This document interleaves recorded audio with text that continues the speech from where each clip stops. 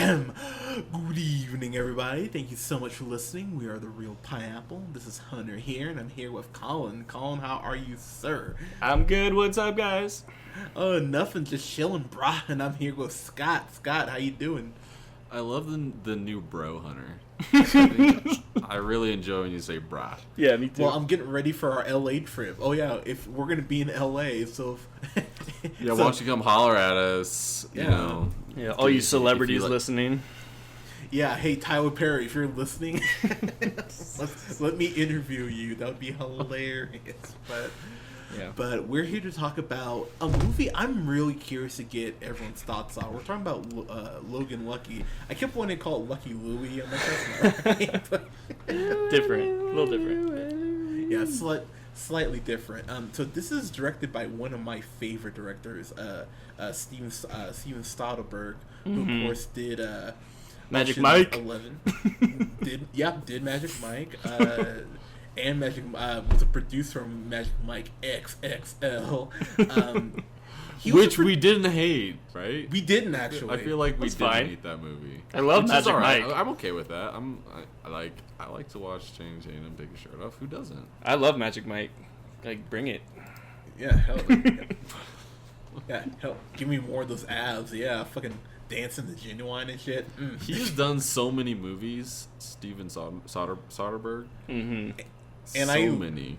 And I love several of them. Traffic. I love Ocean's 11. Pleasantville. Aaron Brockovich. Ocean's 11.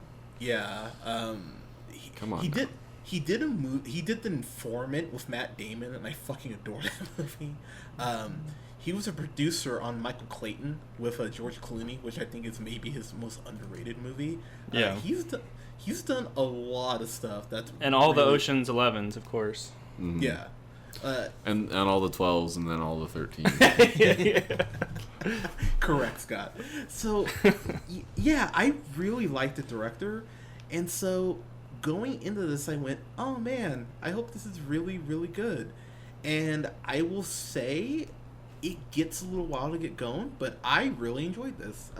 Scott, kind of what were you thinking heading into this? I feel like I definitely seen... kind of like The Hitman's Bodyguard, a lot of advertisement. I feel like they're definitely trying to get it out there. But, I was really interested to see a lot of these characters in these specific roles. But expectations, I feel like it was going to be a type of movie that I liked. And especially with the director, kind of we talked about a little bit, I feel like I was kind of preparing myself to enjoy it.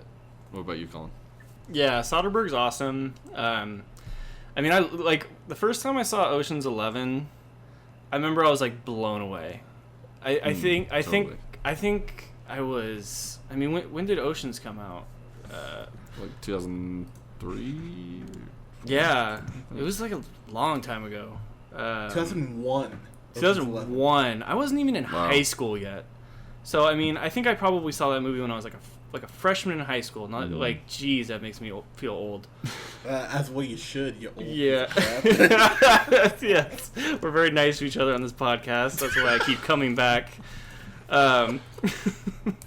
So, yeah. I mean, Ocean's 11, I remember that holds a dear place in my heart. Because I remember the first time I saw that, I was like, what? It was like a twist and then a twist on the twist.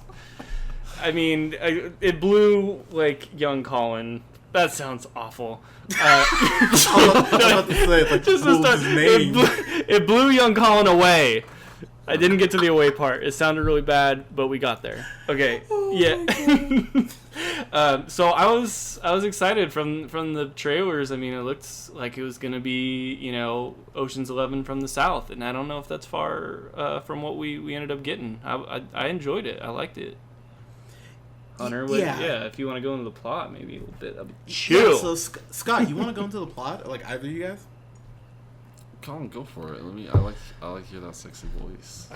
See, now I'm blushing. I can't do this. I have faith in you. It's that Tinder Scott talking. I just, it gets me all frazzled. But yeah. So this movie revolves around Channing Tatum's character, which is a great thing.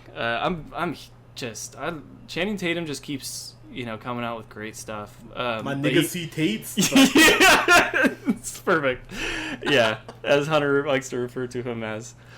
Yeah, so he's playing Jimmy Logan of the Logan family. His brother is Riley. Channing Tatum is a construction worker who he was an ex-football star, had a bad knee injury. Now he can't even hold down a job at this construction site. But he was working construction racetrack, big NASCAR racetrack where they hold the Coca-Cola 600. So he got some deets on some intel, if you will, got a first-hand look at the underground where they send some money through the pipes for the safe on race day. So basically, he gets this idea: let's rob the raceway. He's got some problems with supporting his daughter, and he wants to get more time with her, so he wants to get money for a lawyer. He's got all these problems, so he's getting desperate. His brother is very simple-minded, played by who we were just talking about him. Kylo Ren, Adam Driver. There you go. So he's playing Clyde Logan. A lot of Logans in this movie.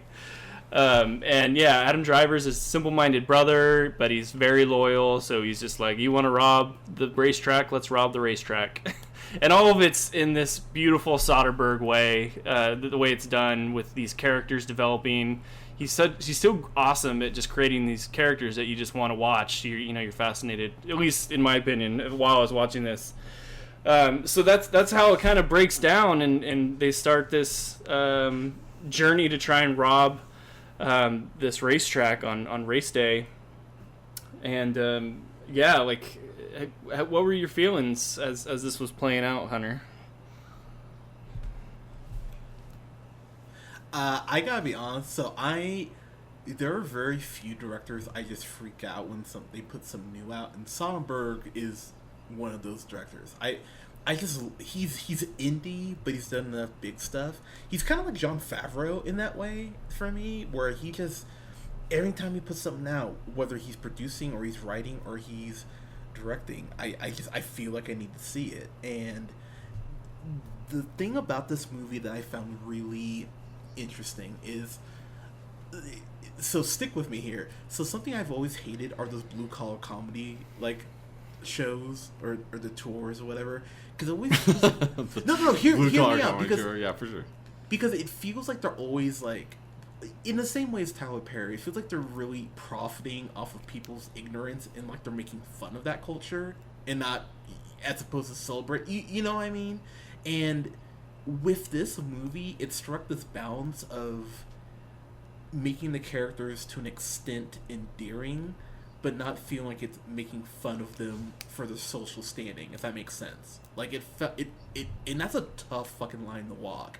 And I'm sitting there the whole time thinking, okay, I don't know if you can do this. I mean, Adam Driver's character, Clyde Logan, he's simple as hell, absolutely, but you never feel like he's like like there's something wrong with him, if that makes sense. Like you never feel like he's just so.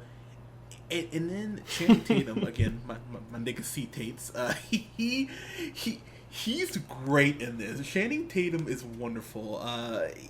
There's this point where he is wearing a I can't remember what shirt it is, like some like drill company or whatever, but he just walks around these like USA boxer shorts, and you're like, God, you're so simple. But I was laughing. I mean, and there's a lot of little sight gags like that you know, like you don't have to see, but it might give you a chuckle. Adam Driver is wearing a Bob Seger shirt at one point, which I went, yeah, you would be.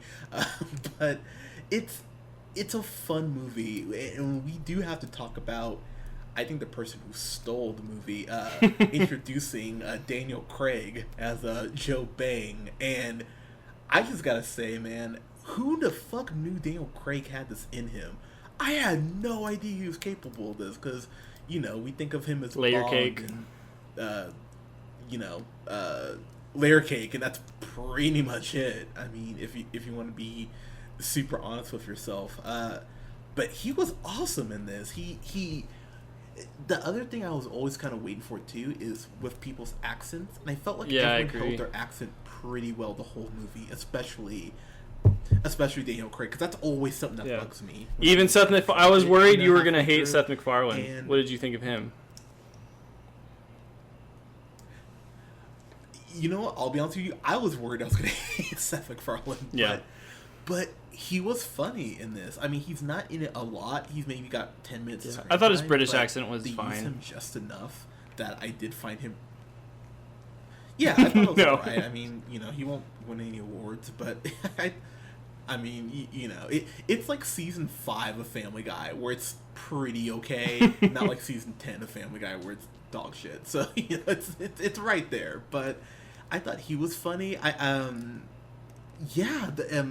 Someone I want to give a big shout out to is Katie Holmes, who ever since she got away from Tom Cruise, he's been looking a lot better. But B, she's just enough of a bitch, but in that kind of hot, kind of sweet way, because she seems like a decent mom, that I went, oh, okay. Everyone plays the role pretty well, I thought. Scott, kind of your thoughts on the cast overall? Yeah, I think the majority of them were cast well, although I disagree with you guys about both of them. I feel like Daniel Craig's voice to me was distracting. Like, I felt like he sounded like kind of Australian. He was trying to do this like southern accent, and I don't know, really? I in the southern movie, he was like, I feel like I could sense him slipping in and out of it. Like he was, like it kind of turned. I don't like. He was kind of like a pirate. Like he kind of sounded a bit like a pirate to me. I don't know what that means. Like a Johnny Depp pirate. I don't know. I could feel it.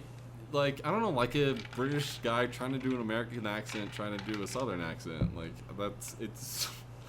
And I wasn't a huge fan of Seth MacFarlane, but those were really like my only gripes with this thing. I liked the plot and how it carried itself out throughout the movie. It's essentially a heist movie, but it doesn't like come out and say it necessarily. Like they definitely allude to it, but I just love the quickness of it and the surprise.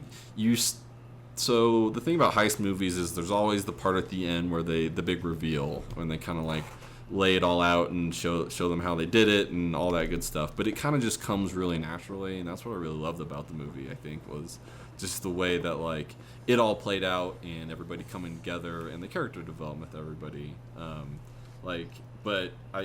then the brother dynamic is awesome. The whole Logan thing, and I thought Adam Driver was great. Just him being the armless bartender who like. It was pretty good. People poking fun at him. Yeah.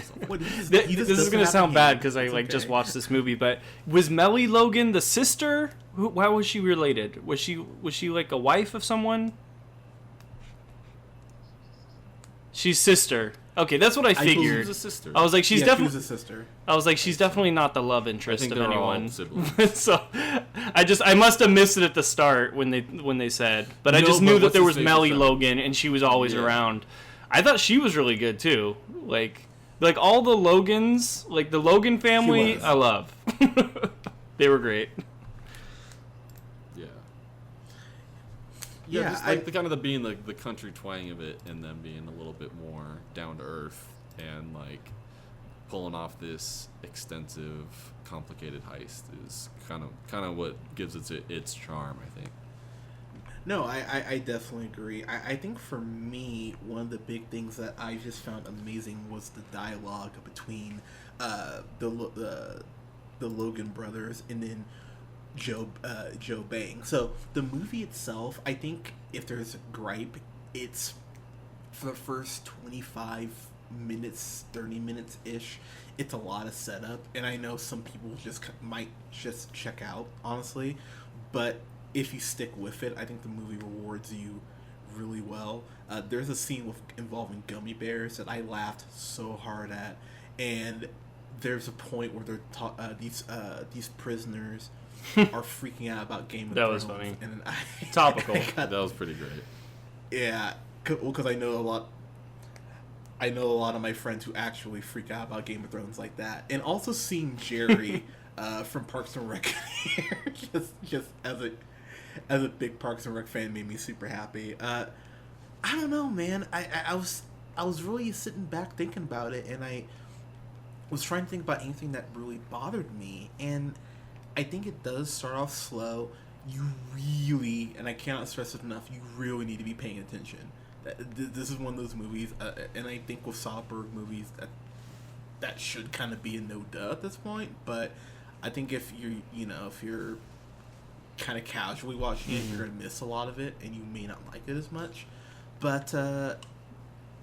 I think that's what makes a great heist movie. You know what I mean? I agree. Like really being able to fit so many things in that you want to be like, oh, I need to see that again. That's kind of like the Mission Impossible thing, where it's like, oh man, I need to see that again because I definitely missed some stuff, and there's so many like it. I makes think you worded it really well, involved in Hunter, the when movie you said it constantly. rewards you, because like as you were saying, like there's a lot of setup at the start, but if you're like paying really close attention like throughout the whole movie, you're gonna get rewarded really well, like with the payoff, because there's a lot of things that if you just keep your eye open, you're watching, you're just gonna pick up on subtle hints of things that there's a lot of like jokes that are built slowly, and then there'll be like a good payoff. I think that happens a lot, and certainly with the ending. So I agree with you on that, Hunter. That's a well worded.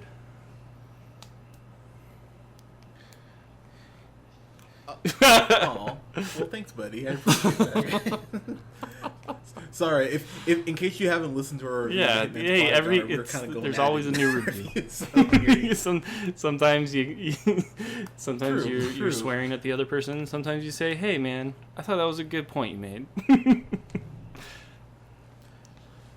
Yeah, and you know what's Yeah, funny? he did. He was Channing chubby, Tatum huh? put on some weight for this movie too, because like he He looks pretty run down.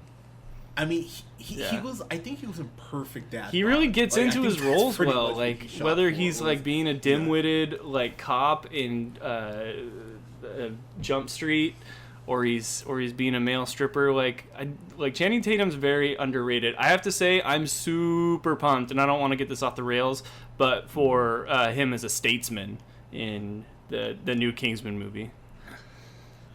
Yes. I could not agree with you more. I think he's going to be... I think he's going to be great in that. But, so Scott, I'm going to throw it back to you before I kind of get to our final thoughts. But I'll just say for me, I left the theater, I went, man, that was a lot of fun. That's really all I kept thinking. And I want to throw out a credit. I want to throw out a mention to her because she's a fucking Academy Award winning actress. I thought Hilary Swank was awesome in this for the little bit of time she's in here. Oh, that was so random at the end. Yeah, that was just Soderbergh, Yeah, just I like mean, check it out, flexing Hilary on Swank. us. He's like, dude, I'm so like people want to work for me so bad that like I can just throw in Hilary Swank at the end of my movie. Like everyone bow down to me. Mm-hmm. Yeah. Hey Hillary, do you want like 5 lines? Like- all right, cool, you're in. Yeah, I mean, and then, yeah, I mean, very, very true. I mean, she does show up very, kind of towards the end here. What I will say too is I did not mention one other actor who's in this who plays a Dayton White, who's a driver. Marvel connection, Sebastian Stan is in this, aka Winter Soldier. He's not in it for a lot either, but I thought he was actually pretty funny. Him and Seth MacFarlane get to kind of play off each other, and that made me laugh. So, yeah, for me, I thought this was a lot of fun. It like I said, you do need to pay attention. And it will reward you for that. But I was laughing really the whole time. A lot of the humor comes from Joe Bang. There's a scene where they first interact with him in prison.